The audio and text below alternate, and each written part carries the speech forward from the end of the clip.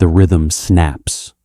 5 tons of steel fall into a sudden, suffocating silence. A mechanical god, built to calculate the end of the world, has just been murdered. It wasn't a missile. It wasn't a spy. It was a 2-cent insect with scorched wings. How did the most advanced weapon of the human mind collapse because of a moth in a relay? But that was only the surface.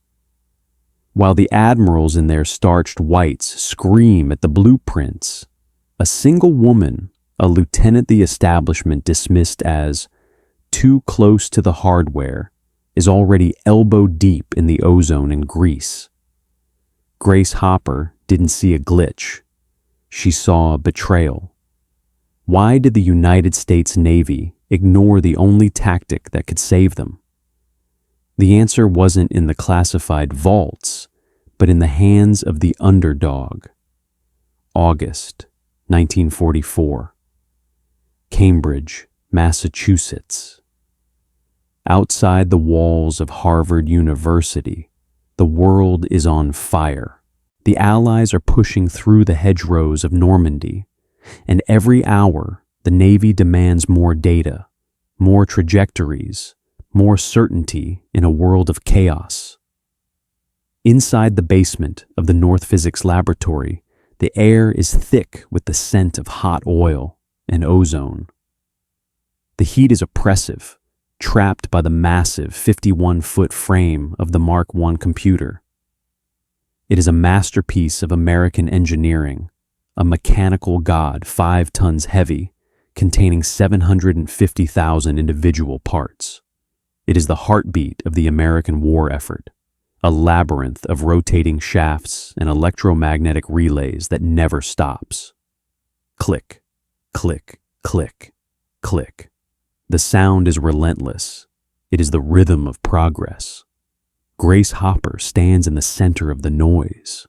At 37, she is a lieutenant in a uniform that feels like armor, a woman in a world that measures power by the weight of a brass star and the volume of a man's voice. She is a mathematician by trade, but here she is something else, a translator. She is one of the few humans on Earth who can speak to the giant.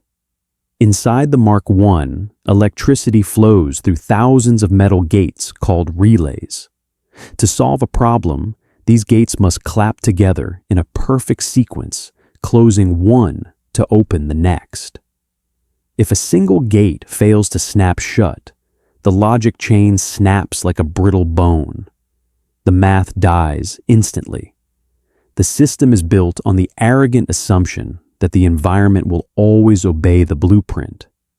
The Navy believed that as long as the electricity was constant and the math was correct, the machine was infallible. But the machine is not a god. It is a tenant in our world. Suddenly, the rhythm breaks. The relentless clicking of the relays falters, then stops. A heavy, suffocating hush descends upon the basement. For a moment, the only sound is the hum of the cooling fans and the frantic breathing of the researchers. The monster has fallen silent. The commanders move in immediately. Their boots click on the concrete floor, their voices sharp and demanding.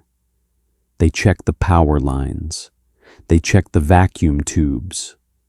They pore over the paper tapes, looking for a mistake in the code, a human error in the math. They find nothing. The math is perfect. The power is steady. And yet, the 5-ton giant is dead. Grace moves toward the back of the machine. She doesn't look at the blueprints or the gauges. She looks at the hardware.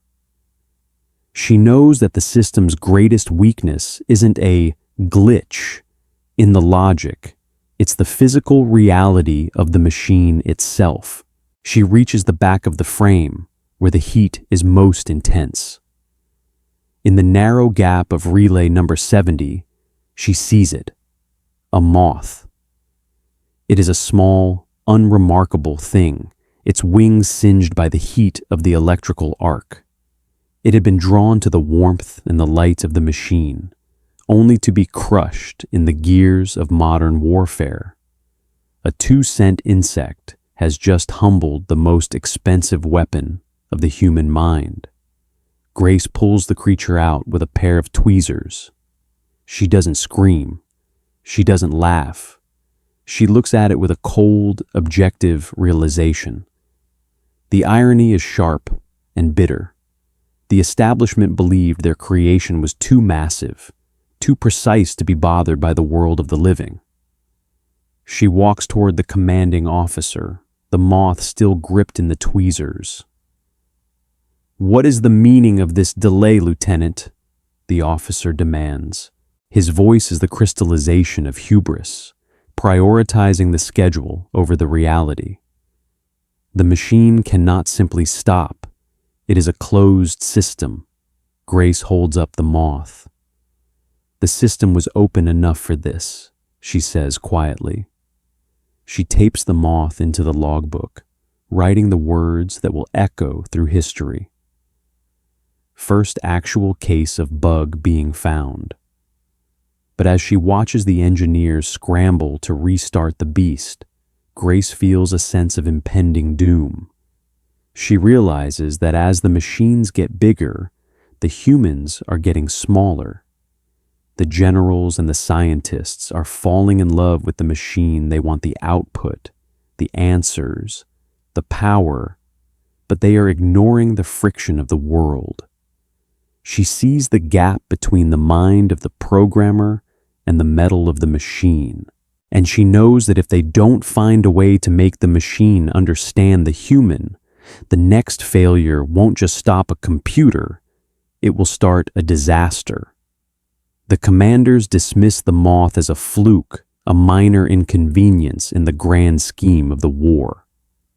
They believed that once the relay was cleaned, their dominance over the logic was restored.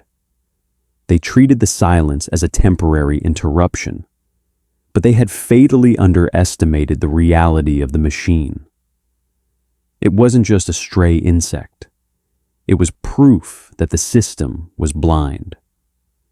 While they toasted to their mechanical god, a greater failure, the inability of man to speak to the iron, was preparing to remind them who was really in charge. 1951. Philadelphia.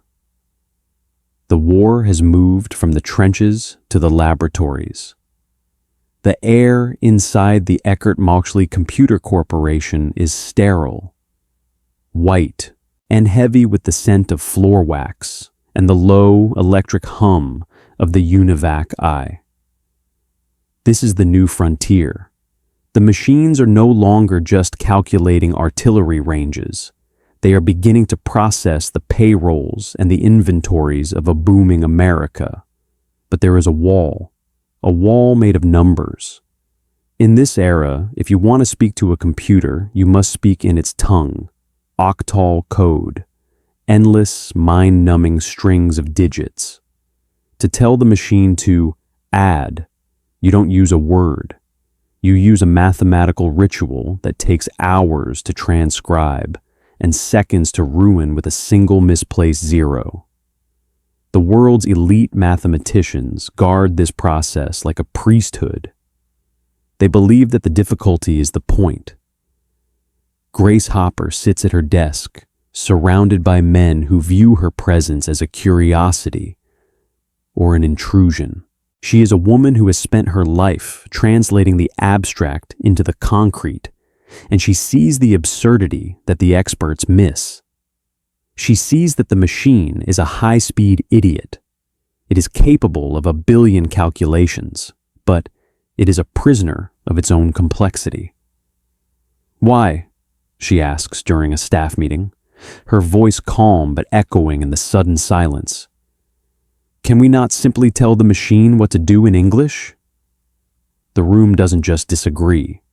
It mocks her. A senior mathematician, a man whose identity is wrapped in the exclusivity of his craft, leans back and scoffs. It is the crystallization of institutional arrogance. "A computer is a mathematical instrument, Lieutenant," he says, his tone dripping with a practiced condescension.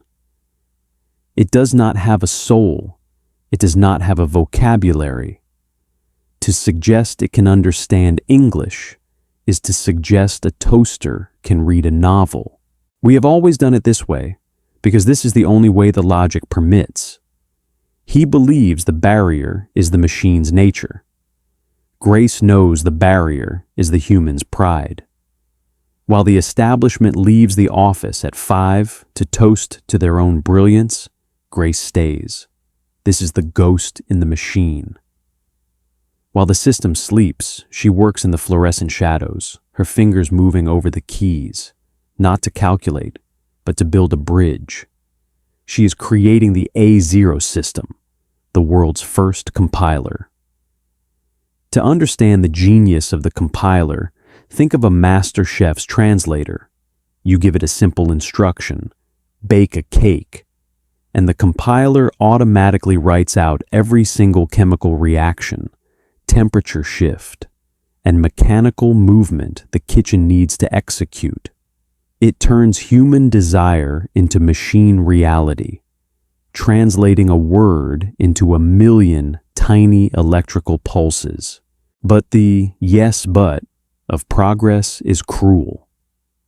Every time Grace perfects a line of the compiler, the hardware shifts. The UNIVAC is temperamental. Its vacuum tubes burn out like cheap light bulbs, and every hardware failure threatens to erase her invisible work. She is building a cathedral out of light and logic in a room that is constantly trying to go dark. The experts tell her that a program that writes programs is a logical impossibility.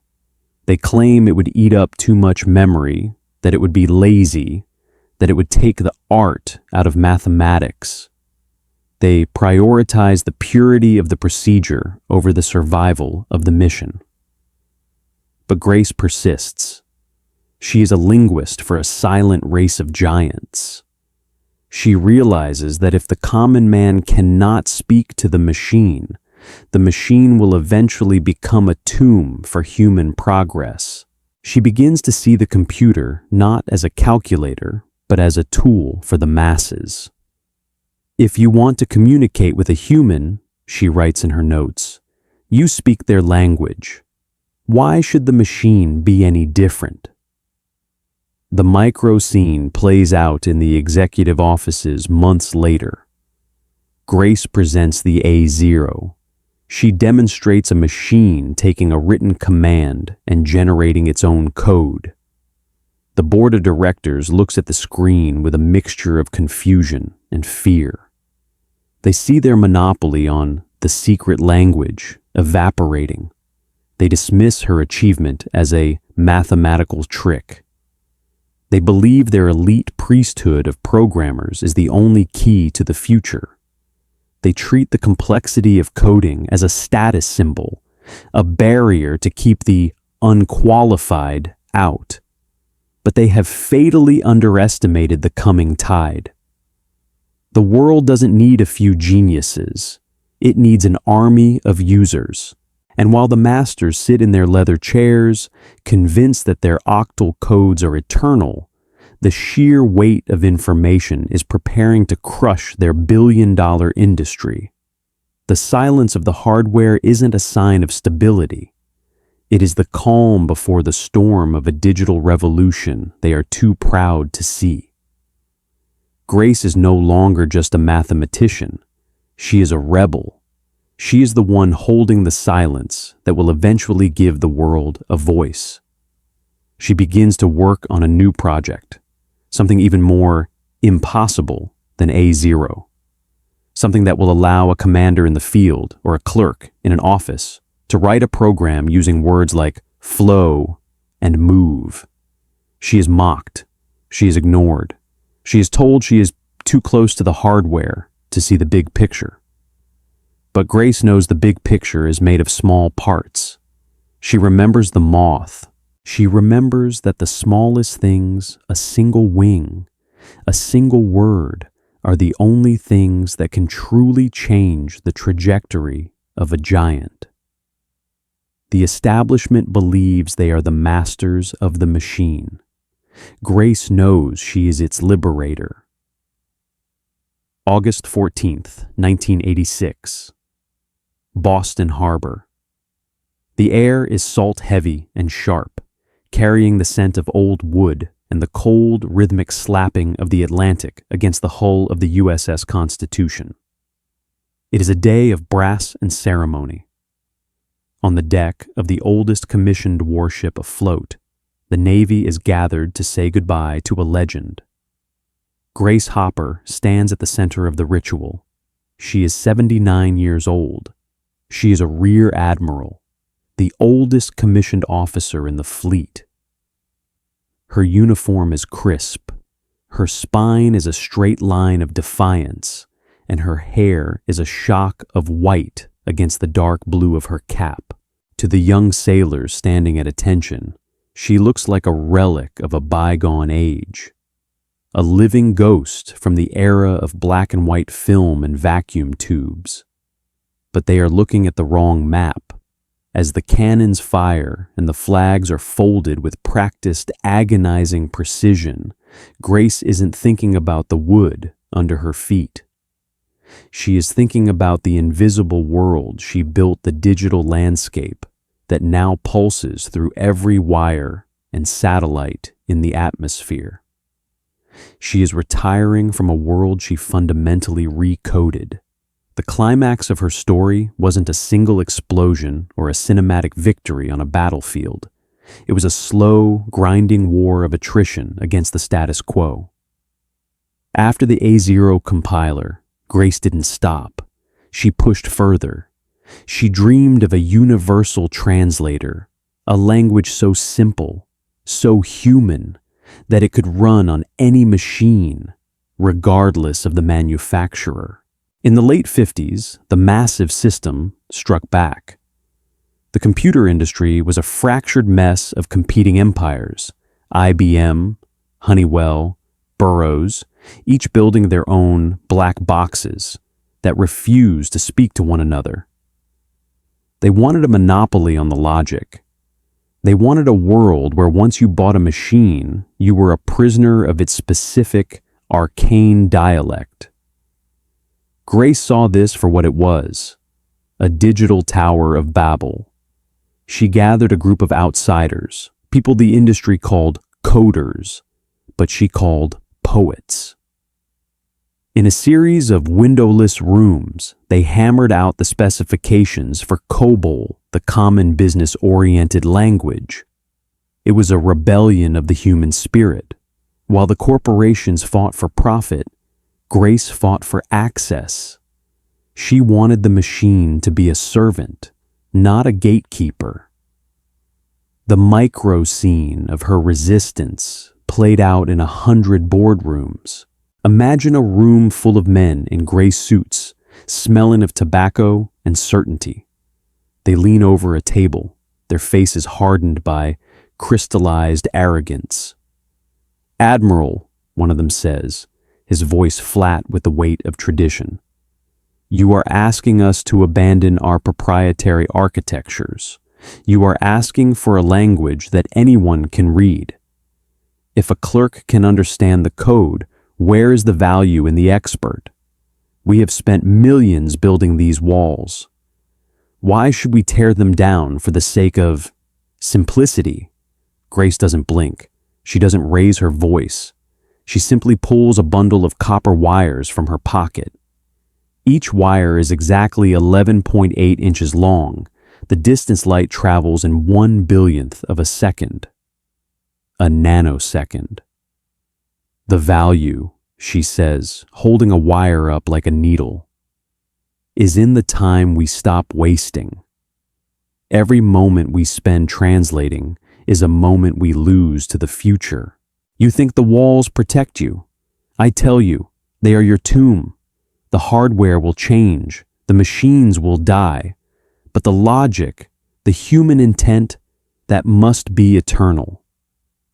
She won, not because they liked her, but because she was right. Coal became the invisible skeleton of the global economy. Even today, decades after her retirement, 95% of ATM swipes and 80% of in-person transactions are processed by the descendant of the language she fought to authorize. She took the black box of computing and turned it into a window, but the victory was bittersweet. As Grace stands on the deck of the Constitution, the Navy treats her like a curiosity. Amazing Grace, the grandmother of the computer. They celebrate her longevity, but they often ignore the scars she carries from fighting them. They have turned her into a mascot to avoid admitting how many times they tried to force her out. The Navy had retired her twice before. Once in 1966, only to realize months later that the entire payroll system was collapsing because no one else understood how the ghosts in the machines worked. They had to beg her to come back. They needed her mind, but they resented her age. They wanted her genius, but they feared her underdog agency. The cruel irony is that the world she created, a world of instant communication and seamless data, has become so fast that we have lost the ability to see the human grit that started it. We live in a civilization of code, yet we treat it like magic, forgetting that it was once just a woman in a basement with a pair of tweezers and a scorched moth. The cannons fire one last time. The smoke drifts over the harbor. Grace Hopper steps off the ship, her career officially over, but her invisible ink is written into the very fabric of our reality.